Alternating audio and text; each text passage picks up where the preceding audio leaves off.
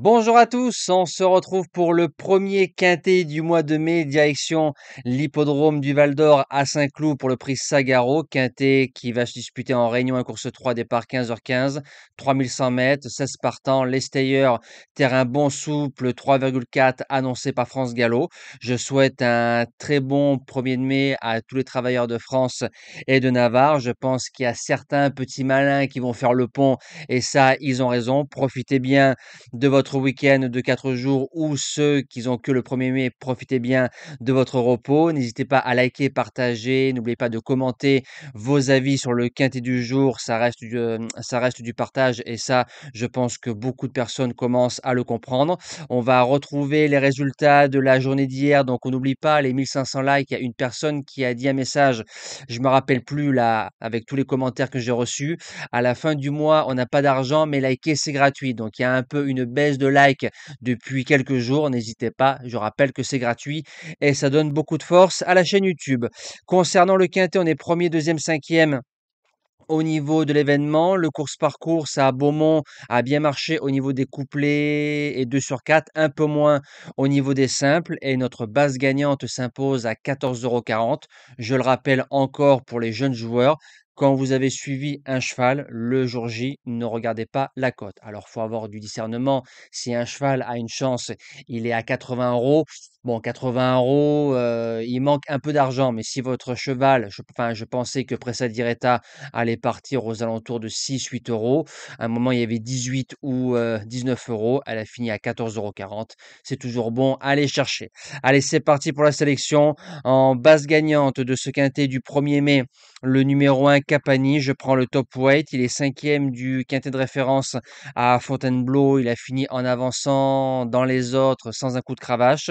C'est un cheval qui a gagné quintet en 34, a gagné quintet en 36. Il a répété en 39, il est en 39, il fait toutes les surfaces, il peut se monter près de la tête.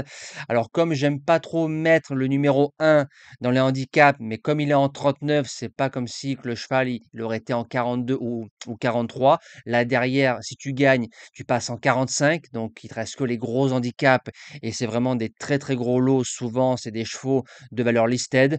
Capani avec un bon parcours, je pense qu'il peut faire le coup du chapeau dans les événements. En deuxième base, le 6 Spinello qui a fait 10 avec Guinness Star, qui va arriver dans ma sélection. On n'a pris que 2 kilos au niveau de la pénalité. C'est un cheval qui a 4 sur 5 sur la piste et sur 3000, c'est deuxième premier, 10e premier. Et comme c'est un cheval assez sérieux, je serais déçu de ne pas le voir au moins dans le multi. Il peut servir de base de jeu, 2 sur 4 ou multi pour leur fervent supporter. Pour les chances, le numéro 8, Guinness Star, qui aura une livre de moins que Spinello, mais je vais vous dire pourquoi je l'ai mis derrière. Déjà, c'est un cheval qui a couru 4 quintets, qui a fait 3 fois l'arrivée, ça j'aime bien. Troisième, troisième, neuvième, premier, ça joue en sa faveur. Au papier, ça ne doit pas sortir des 5. Quand on regarde l'épreuve de Fontainebleau, dans le tournant final, il y a 2-3 longueurs d'avance pour Guinness Star vis-à-vis de Spinello. Donc Spinello lui a refait 2-3 longueurs dans la longue ligne droite de Fontainebleau. Mais bon, au papier, Guinness Star doit pas sortir du quintet. En quatrième position, le 4, Super Alex. Il sait lire et écrire. Il a 10 ans. Il a encore envie. Il va gagner son quintet plus cette saison au niveau des stayers. Il est troisième du quintet de référence. On fonce. En cinquième position, le numéro 13, Kingdom. C'est un cheval qui a été monté off dans le quintet de référence. J'ai bien aimé son comportement en sous-marin. Et comme Frida Valescar arrive souvent à Bellecote, derrière ses 2 victoires dans les handicaps, il est passé de 27,5 à 33. À 33, on peut finir dans les 5.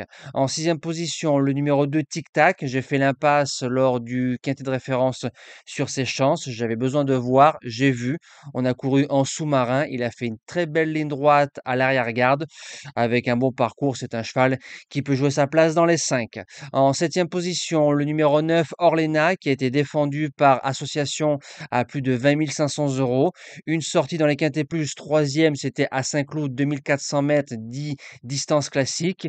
Et quand on regarde sur 3000, c'est quatrième, premier, sixième. Donc ça fait un 2 sur 3 dans les 5, ça me plaît. Et je termine avec le bottom weight, le numéro 16, Barbadin, qui a gagné en force sur ce parcours-là le 18 avril. Il repasse en 32,5 de valeur. C'est un cheval en 2023, ça date certes, gagné quintet en 33,5. Il est en 32,5 et un Barbadin des grands jours peut finir quatrième, cinquième de ce quintet sans problème. Nous, on se dit à demain pour le quintet en nocturne du côté de Paris-Vincennes. On retrouvera les trotteurs avec grand plaisir vendredi et samedi. Bon quintet à tous et à demain.